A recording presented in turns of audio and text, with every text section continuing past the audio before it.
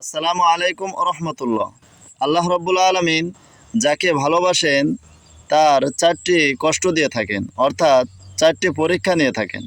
Number 1, ওই ব্যক্তি যে আল্লাহ তাআলার কাছে দোয়া করলে আল্লাহ তাআলা দেরিতে দোয়া কবুল করেন।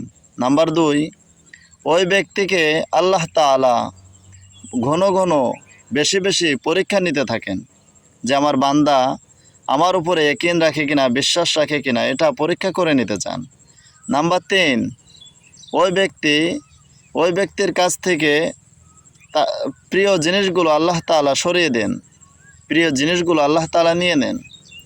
অনেক সময় আমাদের ভালো সম্পদ, ভালো অর্থ, ভালো জায়গা আমাদের হাতছাড়া হয়ে যায়, এমনকি আমাদের ছেলে মেয়ে পিতামাতাও কি দুনিয়া থেকে বিদায় নিয়ে যায়। এটা হলো আল্লাহ তাআলার পরীক্ষা।